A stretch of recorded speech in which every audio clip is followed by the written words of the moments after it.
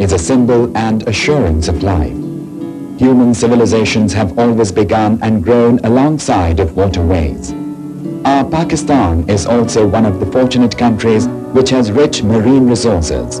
Our coastal belt is about 1,000 kilometers long, and our sea limits cover an area of 250,000 square kilometers. It is also called the exclusive economic zone. As such, the total maritime zone of Pakistan is over 30% of the total area of the country.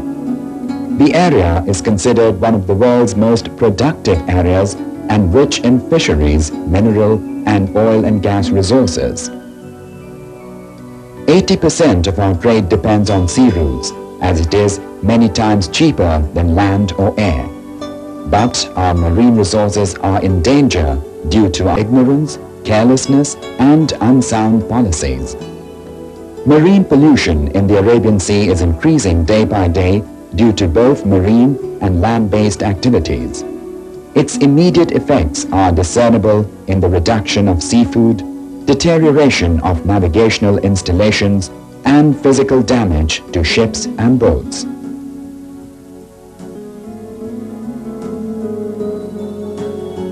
Pakistan's two ports, Karachi and Bin Qasim, are contributing to the coastal pollution considerably. The total area of Karachi port, including backwaters, is about 25 square kilometers, and as an estimate, 3,000 to 4,000 ships visit the port each year. This port handles the majority of the country's seaborne trade. The port authorities are ill-equipped to deal with the environmental degradation being caused by the shipping industry.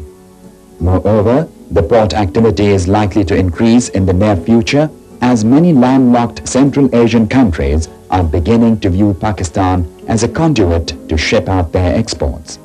This will also increase pollution. Pakistan imports more than 6 million tons of crude oil. The estimated oil spills and discharges from ships in the ocean come to 20,000 tons per year. The main sources of pollution are the discharges of bilge oil from ships, leaks from bunkering points in the harbors, and ruptures. As a first measure, what we have done is within the Karachi harbor, we have now introduced a Marine Pollution Control Directorate. And this directorate has, as soon as it came into being, proved its worth because it has become very effective. It has come and introduced a lot of new measures, has introduced training for its own staff, training and awareness for the people. After this aware and consciousness drive, what we have done is we have set up various warning centers. Similarly, when these ships which come and call at the Karachi harbor, we make it a point to ensure that they do not throw their waste or their garbage into the sea. There are special arrangements which have been made for them. We have through the private sector contract barge which comes alongside these ships and helps them get rid of their waste which they have collected during their voyage. Port Qasim is situated approximately 45 kilometers south of Karachi. In its vicinity, a new industrial estate is coming up very fast. Currently, Port Qasim contributes towards pollution through port operations, shipping traffic, steel industry, and power plants. The effluent from Pakistan Steel, Bin Qasim power plant, is the main source of marine pollution in this area. The color of seawater in the Port Qasim area and the fish harbor at Ibrahim Hedri is black, mainly because of sewerage water.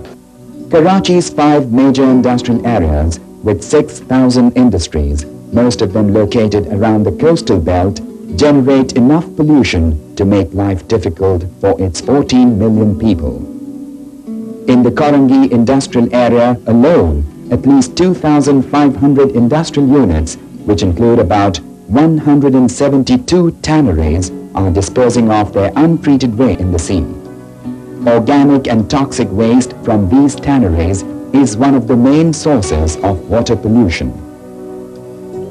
The Pakistan Tanners Association, PTA, is the first industrial association that had established a combined effluent treatment plant for Karachi Tannery Cluster at a cost of 521 million rupees. Wastewater falling into the sea from industrial, domestic and commercial sources is a major cause of marine pollution. Karachi is by far the most populous and the largest industrial city of Pakistan. According to an estimate, Karachi generates approximately 280 million gallons per day of domestic and industrial waste. Untreated effluent is being thrown into the sea mostly through public sewers, nalas, the Gizri, Korangi Creek, Liari and Malay rivers. The water in the Liari River is of such high density because of its pollutant load that it does not mix readily with seawater.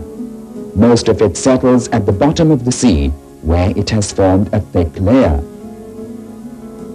A large quantity of wastewater is directly disposed of into the sea from sewage lines of Defence Housing Authority, Clifton residential areas and other residential colonies located along the coastline.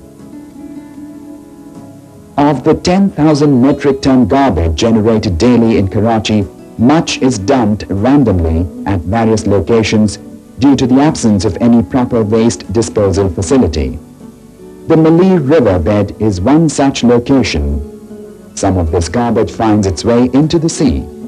Like other countries of the world, fish, shrimps, crabs and other seafood resources are one of the major factors of Pakistan's export economy. Karachi has a special importance in the offshore fishing in Pakistan. About 300,000 fishermen belonging to the fishing industry consider the sea their bowl of food and don't go in the sea with shoes. But due to our own negligence, fishermen's bowl of food is facing grave dangers.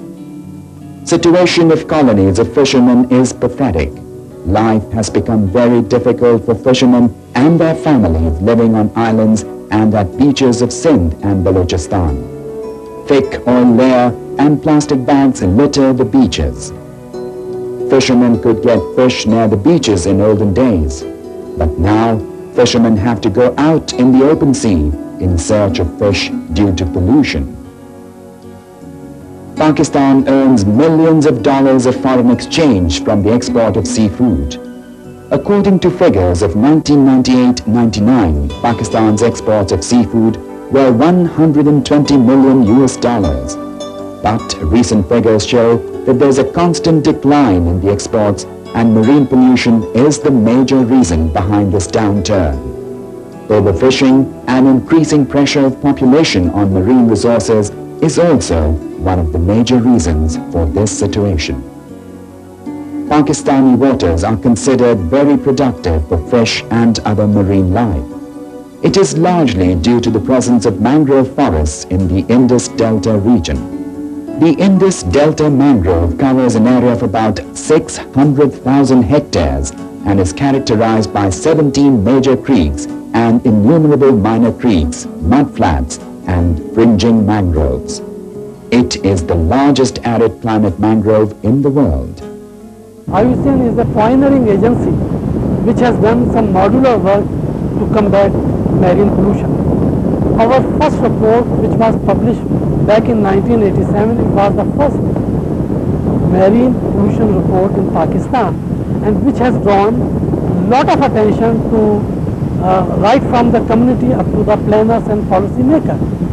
Moreover, IUCN executed first mangrove project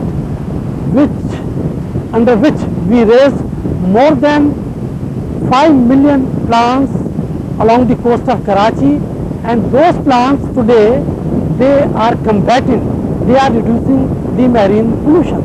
We are working with the community, with the policymakers, with the government functionaries, with the NGOs, so that this major threats to our marine resources. WWF is also working for the betterment of our environment, especially creating awareness about pollution-related issues and taking actions for controlling marine pollution. WWF is work at different level. One is at policy level, and the other one is at the capacity building level, and the third one is at smaller initiatives related to beach. As far as policy is concerned, we give input to different maritime like policy, environmental legislation, etc. And as far as capacity building is concerned, we organize different training courses for corporate sector as well as for industries and government agencies, how to improve the environmental management systems within that industry so that less and less polluted matter is thrown into the sea. Mangrove forests are the land stabilizers and hatcheries for the larvae of fish and other marine life. Due to uncontrolled and untreated discharge of polluted wastewater, these mangrove forests, as well as a large variety of fish, shrimps, and other marine life, are under threat. Survival of about 16,000 camels, 8,000 water buffaloes and cows, and a large number of cattle is at stake due to deterioration of mangroves. These animals are using mangrove forests as their grazing grounds. Seaweeds have eaten the roots of mangroves, and oxygen is also decreased due to weeds. According to experts, the main reason of marine pollution is lack of planning and a will to control it.